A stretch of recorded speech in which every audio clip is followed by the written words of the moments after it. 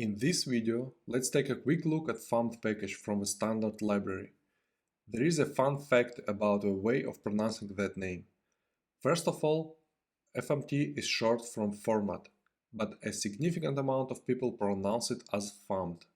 There is a couple of fun tweets about that. Check them out.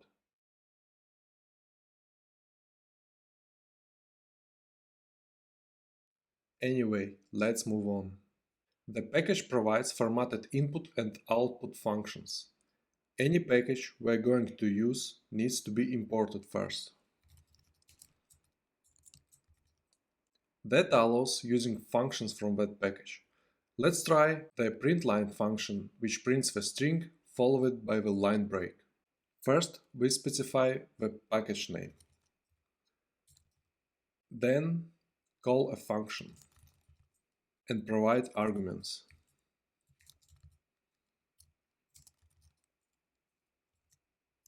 Now let's run the program and check the result.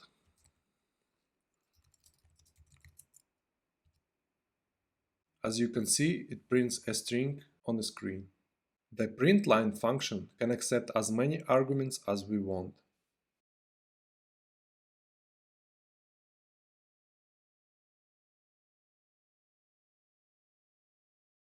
Let's run the program again.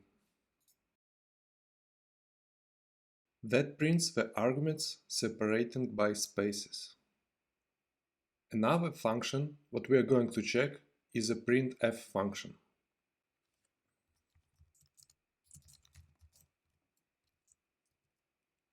It produces the formatted output from the list of expressions called verbs. You can see the complete list of all the available verbs on the documentation page. For example, %v prints the value in default format. $T prints the type of a value. And %t prints the word true or false for booleans. Let's check a couple of them on the example. Printf function doesn't end the output with a line break. If we need it, we can explicitly specify it with a backslash symbol followed by the character n.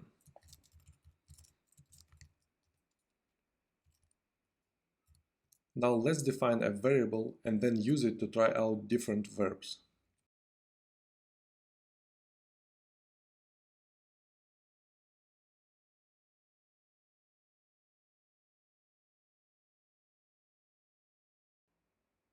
This is our formatted string. It has two verbs in it, %t and $T. Now we have to provide a value for each verb. The first value corresponds to the first verb, and the second value corresponds to the second verb.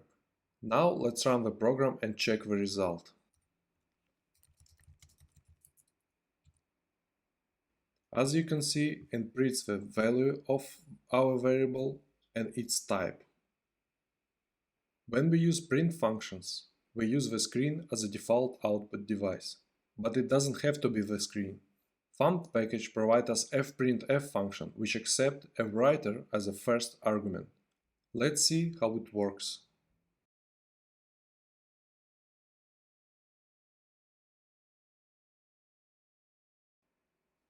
We call a fprintf function and pass stdout as a first argument. Stdout is a default output device. In our case, that's the screen. Let's run the program and check the result again. As you can see, that prints exactly the same result. Now we can change the output to be, for example, a file. Here we open a file example.txt for writing or create one if it does not exist, and store the file descriptor to a variable f. Now we can change the writer to be our file and run the program to check the result.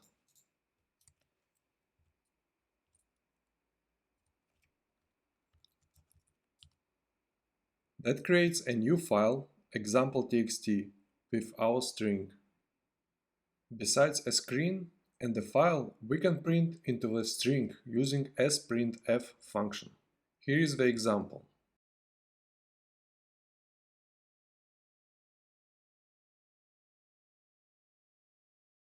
Here we format our string and store it into a variable. Now we can print the value of that variable.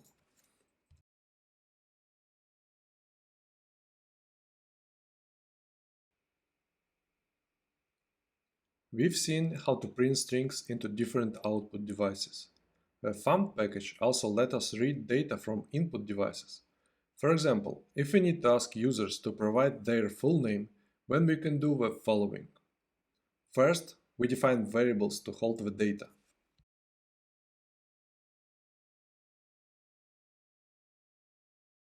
Then, we ask users to type in full name and read the input.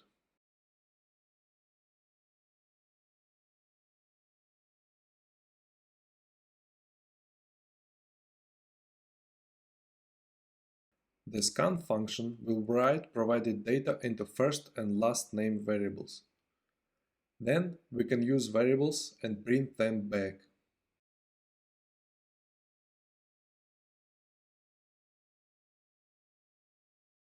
Now let's run the program and provide some data.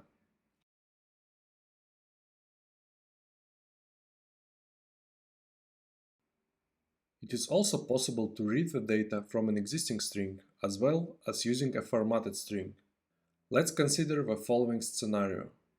Assume that we already have some data provided by the user, and we keep this data in a full name variable.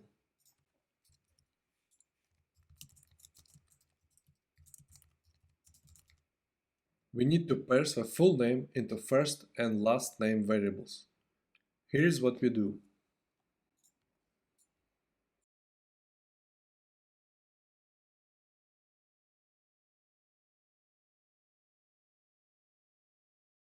This time we use scanf function to read from the string, use formatting verbs which indicates the string and write them into our variables. After that we print the result and run the program.